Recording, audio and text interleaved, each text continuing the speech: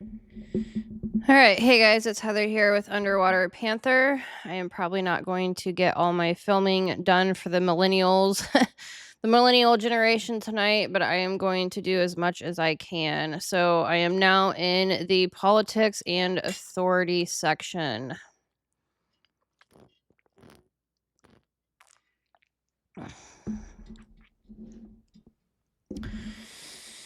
All right. So I'm going to get my video smaller so you can see my book. It will be available for purchase as soon as I post these videos. I do need to make some editing corrections, unfortunately. Per usual is what it is. All right, so politics and authority for millennials 1981 through 1996. Hope followed by betrayal, then opt out, verify, and build parallel systems. Millennials didn't inherit one political mood. You inherited a sequence that trained your nervous system in stages.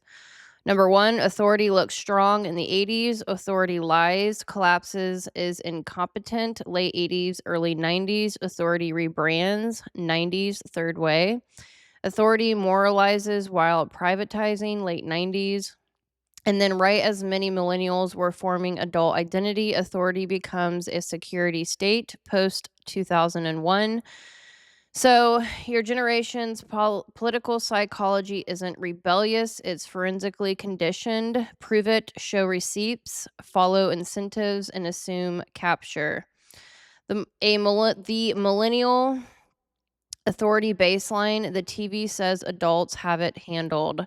If you were born in 1981 through 1996, your earliest political exposures weren't deep civics lessons. They were vibes, flags, presidents, speeches, news anchors, and the feeling that grown-ups are managing the world. But the specific vibe you got depended on when you entered awareness. So early millennials, 1981 through 1986, remember the tail end of Cold War theater and the start of history is over optimism. Core millennials, 1987 through 1991, born into the end of the Cold War triumph mood, then raised through scandals and fragmentation. Late millennials, 1992 through 1996, don't remember the Cold War. Your first coherent memory is culture war, scandal, and institutions looking fake, and then 9/11 arrives fast. This matters because your generation's relationship to authority isn't one opinion, it's a developmental imprint. Timeline, the leaders you grew up under and what they taught your nervous system. 1981 through 1989, Reagan era in the United States. Confidence and corporate myth plus hidden rot. Head figure Ronald Reagan in office through January 20th, 1981 through January 20th, 1989. What that era signaled, even to kids who don't know policy. Patriotism as branding, flags, mourning in America, strength mythology. Market first values, normalized wealth as virtue, privatization as competence. Power looks calm on the screen, while complexity gets burned off screen. Institutional imprint, events, millennials absorbed later as wait, what?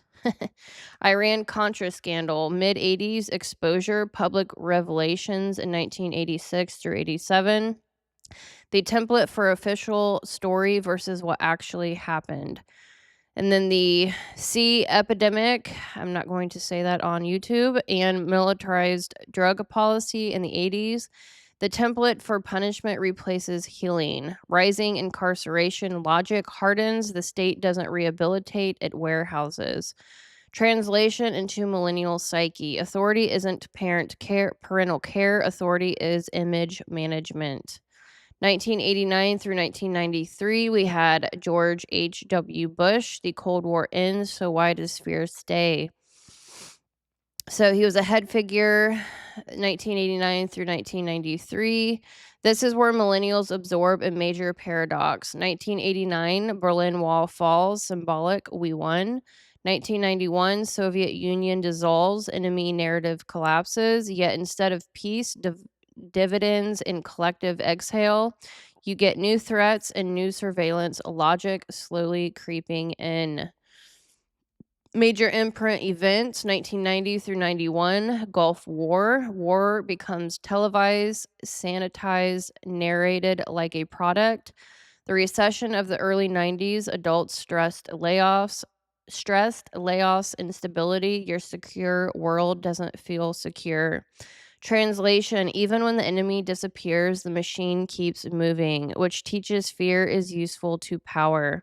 1993 through 2001, we had Bill Clinton.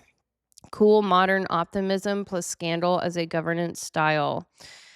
This is the core millennial lesson in rebranding authority. The 90s sold tech optimism, globalization, new economy. We're modern now, and the idea that ideology is over. But behind the optimism, millennials watched institutions become morally performative, talking values, financially incentivized, following donors and markets, increasingly theatrical, politics as entertainment. Major imprint events that shaped trust. 1993, we had the Wacko Sage, authority and truth become contested narratives. 1992, 1993, Ruby Ridge, Wacko era tension. The mood of government versus people hardens in subcultures. 1994, crime bill era, tough on crime peak. Incarceration becomes bipartisan normal. 94, NAFTA, globalization, acceleration. The lived experience becomes jobs disappear, communities hollow, elites call it progress.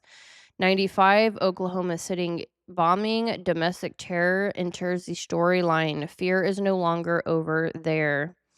96, Telecommunications Act and media consolidation mood. Fewer hands control, more narrative. 98 through 99, Clinton impeachment era. Politics becomes spectacle, moral outrage becomes currency. 99, Columbine, schools don't feel safe, the American normal fractures. 99, Seattle WTO protest, new generational critique emerges, global systems override local life. Translation: authority isn't a stable father. Authority is a brand that keeps selling progress while life feels less livable. Hope followed by betrayal, the millennial emotional arc with leaders. Millennials were trained to emotionally invest, then emotionally detach. Reagan Bush, authority equals strength and strategy. Clinton, authority equals modern competence until scandal and globalization contradictions. Late 90s, authority equals theater. Early 2000s, authority equals security machine. So millennials don't trust no one because they're cynical. They distrust because the pattern repeats. Promise, branding, extraction, scandal, no accountability. The hidden curriculum, what schools, parents, and media taught about power. Even before you understood civics, you learned leaders are characters, hero villain arcs. The news is a loop, repetition equals reality. Good citizens accept simplified stories, and complex truth requires self research. That's why millennials become early internet fact checkers, documentary watchers, forum researchers, show me the source people, conspiracy aware without needing to become conspiracy possessed. Your generation's gift is discernment, your wound is hypervigilance. Indigenous layer, we already knew authority lies. For indigenous peoples and many descendants of colonized populations, the millennial era wasn't the first betrayal. It was a continuation of a much older pattern. Treaties broken, land commodified, progress used as moral cover, police and courts enforcing the system, not justice. So when mainstream America woke up to institutional distrust in the 90s and 2000s, indigenous communities often carried a quieter truth. Welcome to what we've been living. This also shaped millennials' politics. A return to land, ancestry, sovereignty, local mutual aid, and community justice not as trend, but as survival memory. The millennial authority conclusion: why we reject traditional authority but build invisible ones. Millennials didn't become anti authority, we became anti unaccountable authority. So you replaced institutional trust with peer networks, specialists you choose, receipts based credibility, decentralized knowledge, parallel economies, and community led models. You don't want a parent, you want a system that cannot hide. That's the millennial political imprint. If you can't be transparent, you don't get my loyalty. So early millennials remember before and after transitions carry disillusionment and responsibility. Core millennials carry pattern recognition, skepticism, and reform impulse. Late millennials carry institutional cringe, meme level immunity, and distrust as default. The nervous system as the battlefield. Millennials develop inside continuous threat. Millennials are often described as anxious, sensitive, detached, or overwhelmed. This framing is not only inaccurate, it obscures the truth.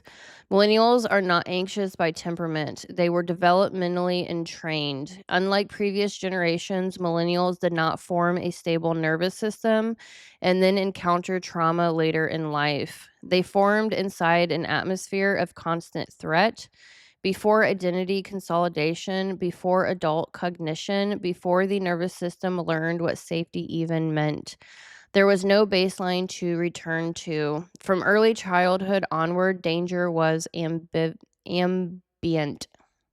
News alerts scrolling at the bottom of the screen, threat levels color coded like weather, airports transformed into militarized checkpoints, surveillance normalized as protection, language of fear embedded into everyday speech. This was not episodic stress, this was continuous low grade activation. As a result, the millennial nervous system adapted in ways that were biologically intelligent but socially misunderstood. Sympathetic activation became the default state, not panic, but vigilance. The body learned to stay slightly ahead of impact. Calm was not relaxation, it was preparedness. Stillness did not mean safety, it meant waiting for the next rupture.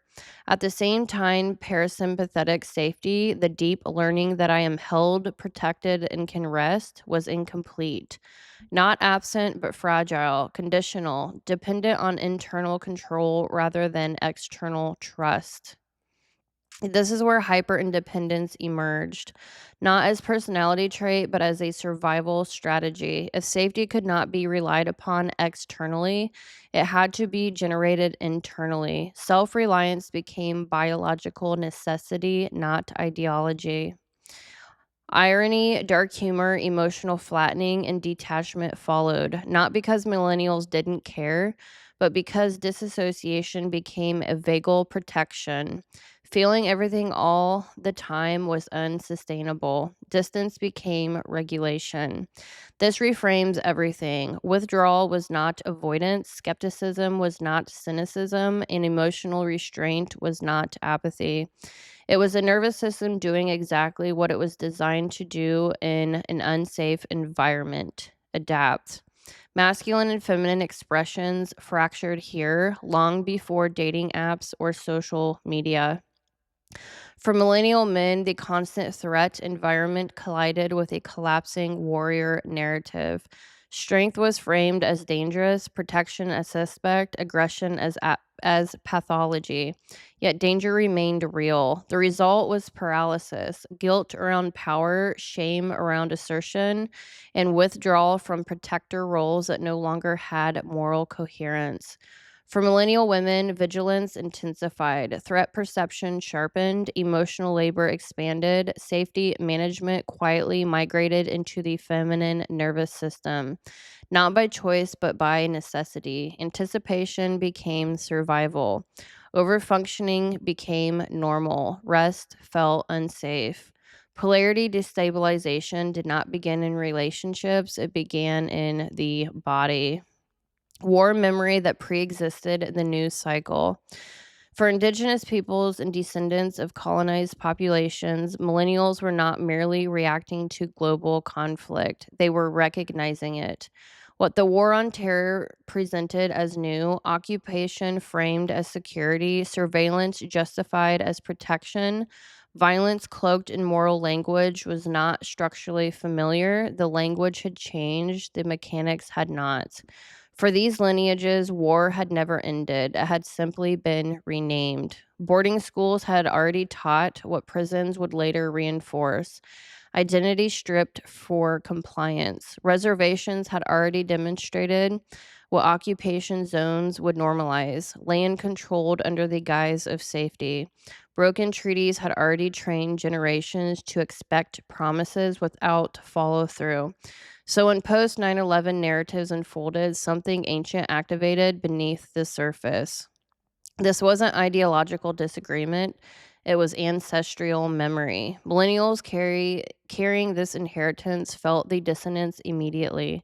Authority speaking protection while enacting control, righteousness used to justify displacement, peace promised through domination, and spiritually erased in favor of compliance. What others slowly learned, indigenous descendants already knew. Power that requires obedience does not offer safety. This recognition deepened millennial resistance to nationalist myth making and imperial storytelling, not as rebellion, but as pattern recognition. The nervous system remembered what the history books sanitized. This is why millennials questioned war narratives instinctively, not because they were anti country, but because their bodies knew the shape of occupation. What this generation is actually being asked to carry. Here's the truth that must be staged without apology. Millennials did not fail to integrate authority. Authority failed to integrate humanity. They inherited systems that mobilize fear without resolution, centralized power without accountability, extracted loyalty without protection, medicalized de-stress instead of healing it, punished questioning instead of earning trust. Their mistrust is earned, their withdrawal is adaptive, their refusal is intelligent. And their quiet building outside institutions without permission is not disengagement. It is sovereignty emerging after betrayal. Millennials are often described as distrustful, anxious, or detached. In truth, they are the first generation to learn at a nervous system level that safety could not be outsourced. So they began to build it internally, then relationally, then communally, then quietly in parallel structures the old systems cannot see. Big tech and corporate consolidation, 1990s through 2010s. So 1995 through 2005, the corporate internet is born. Authority. Key shift: the internet moved from open commons to corporate infrastructure. Timeline anchors. 95, Amazon was founded. Windows 95 launches, mass personal computing. Internet begins rapid commercialization. 96, Telecommunications Act of 96 removes ownership limits, enables media monopolies, and centralizes information power. 98, Google founded, data becomes currency. 2004 through 2006. Facebook, YouTube, and Twitter emerge. Isn't that crazy looking back on time? Surveillance capitalism begins before the term exists. Millennial imprint. We were told this is freedom. What actually formed? Platform dependence. Information stopped being neutral. Algorithms quickly replaced truth seeking. This is where millennials learned access is not necessarily autonomy. Big tech corporate consolidation. I'm too hot. Give me a second.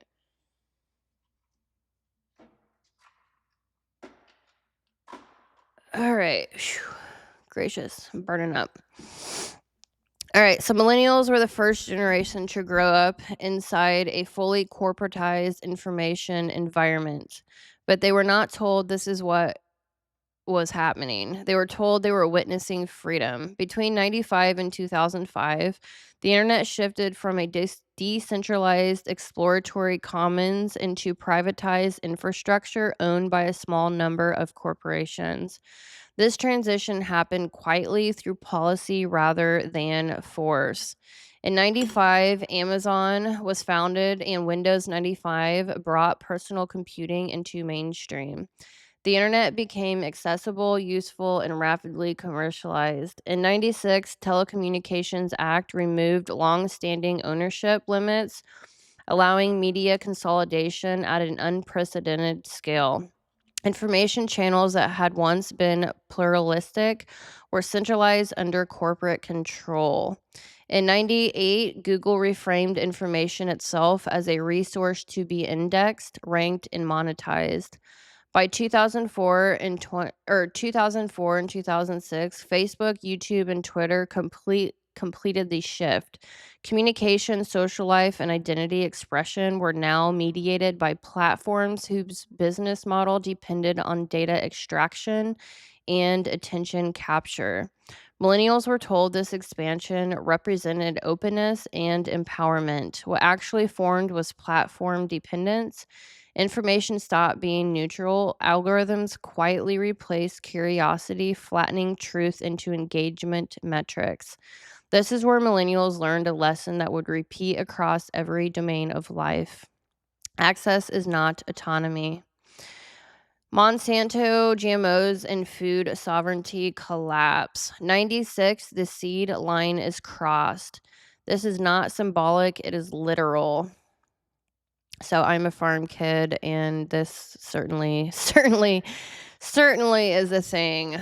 When I first found this out, I think it was like 12, how many years ago? Years and years ago, I was pretty upset. We do both types of farming, GMO and non-GMO.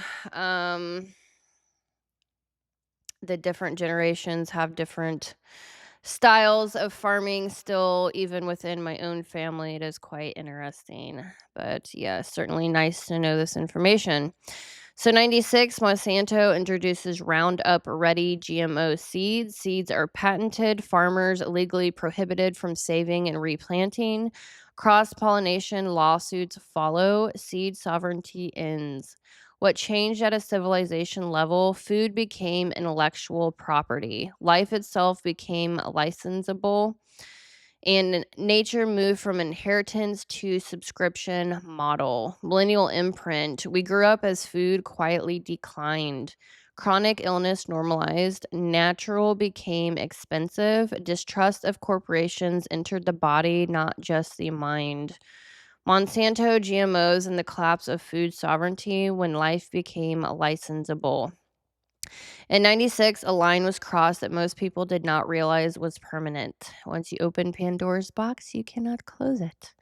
Monsanto introduced the Roundup Ready genetically modified seeds, which were legally patented. For the first time in human history, farmers were prohibited from saving and replanting seeds from their own crops. Cross pollination, a natural biological process, became grounds for lawsuits. Seed inheritance was replaced with contractual licensing. At a civilization level, this marked a fundamental shift. Food became intellectual property. Reproduction became regulated by corporate law. Nature moved from inheritance to subscription. For millennials, this change was not abstract. They grew up as a food quality declined, chemical exposure increased, and chronic illness normalized. Organic and natural were reframed as luxury options rather than baselines. Trust and corporate stewardship did not collapse philosophically, it collapsed somatically through the body. This was Pluto level power, control over reproduction, sustenance, and survival itself. Now we're going to get into the vaccine schedule expansion, factual timeline. I wrote a whole book on vaccines God, it's been more than that, 12 years ago. Let me think just a second. 16. Oh my gosh, 14, let's see, 12 years ago? Yeah, 12 years ago, I wrote a book on vaccines and I never released it because it was an insanely emotionally triggering, for some reason, topic for people. 12 years ago. Good gosh. Yeah. I'm a researching fool. All right, so yes. Childhood vaccine schedule expansion. Key fact: the number of recommended childhood vaccines increased significantly from the late 1980s onward. So we are speaking on authority and technology right now. Timeline overview for the US: 1983, 7 recommended childhood vaccines; 1990s, rapid expansion; 2000s, combination vaccines and earlier scheduling; 2010s, expanded mandates tied to school access.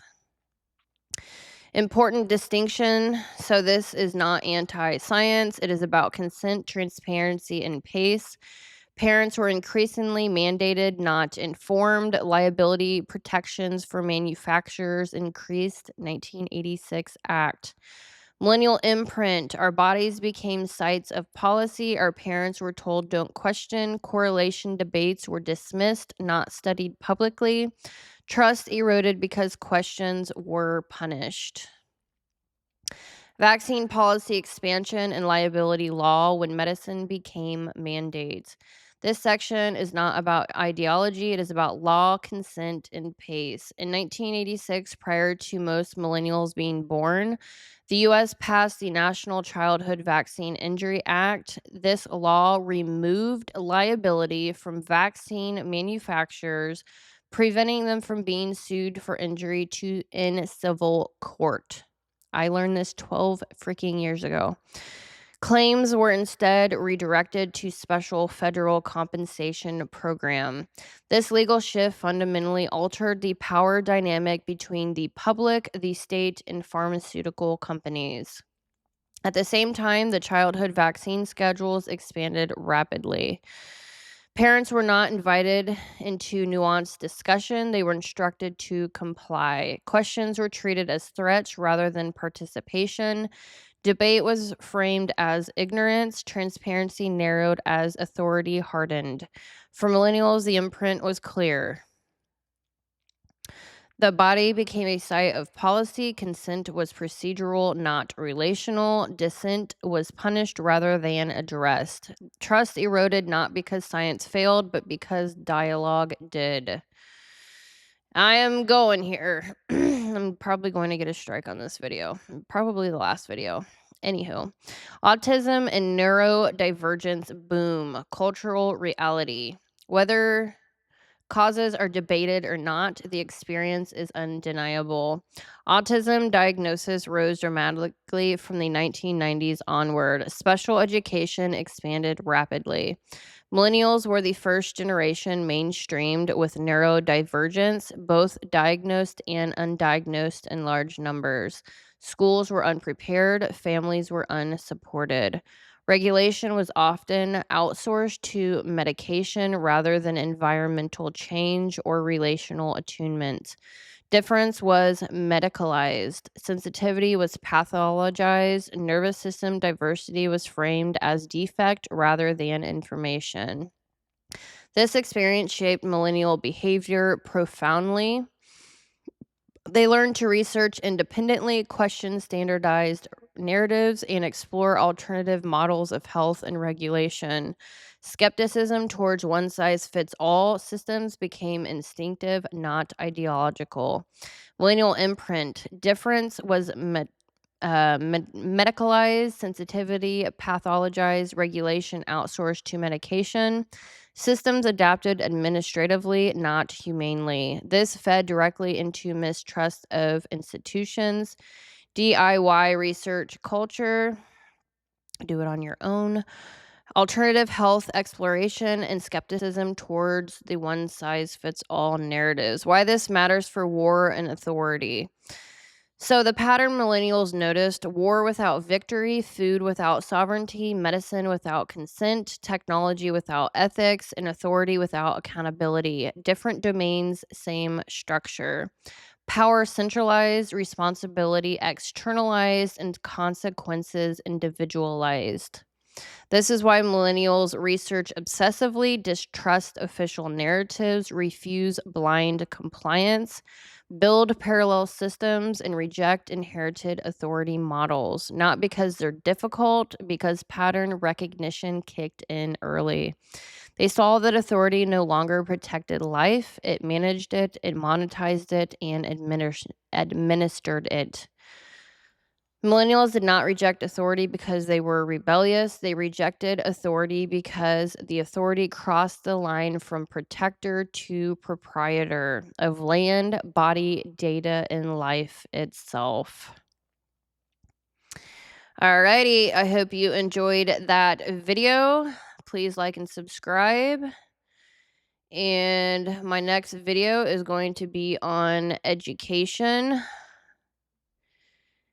And if you have any thoughts or feelings, feel free to comment below. I will probably get a strike on this video.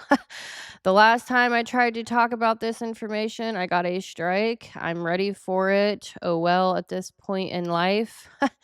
I wrote a book 12 years ago, and it's just are we ever ready? Are we ever going to be allowed our freedom of actual speech? Who knows? We'll see. All right, I'll see you in the next video.